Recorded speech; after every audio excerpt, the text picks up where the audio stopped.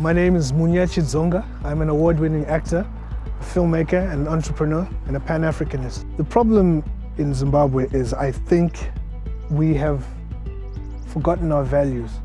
I believe there's a corrosion that has happened to the social fabric of Zimbabwe.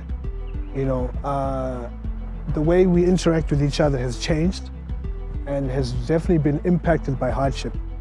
And because of that, we've lost fundamental values that any society needs: honesty, you know, vision, selflessness, you know, just caring for your fellow man.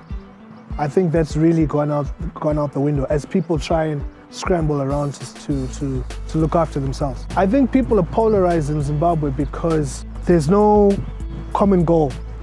I think when you start to take away people's basics, running water, electricity, food security, job security, people start to focus on survival. And what happens then is that you have extremism.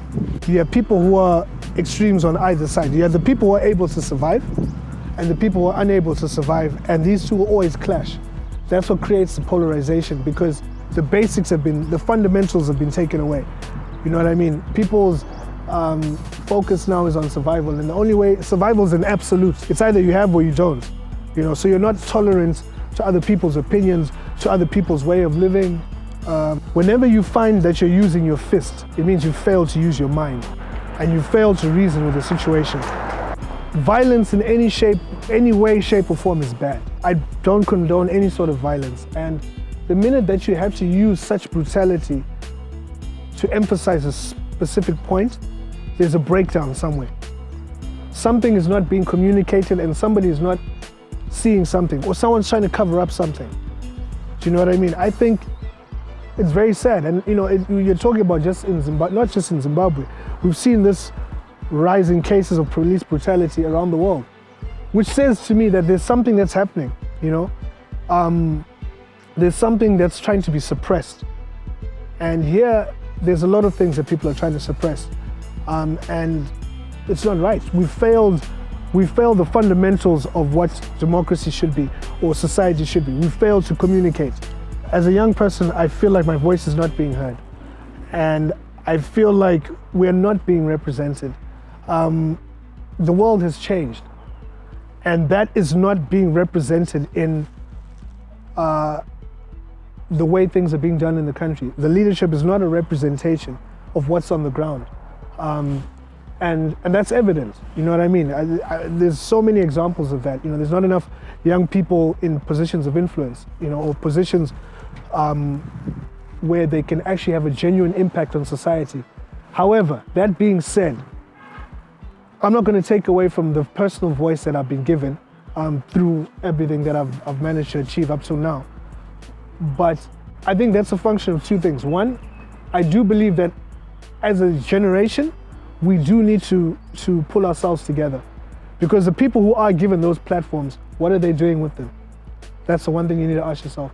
The second thing is grooming, a succession plan. You know, you don't just wake up knowing certain things. You have to be trained.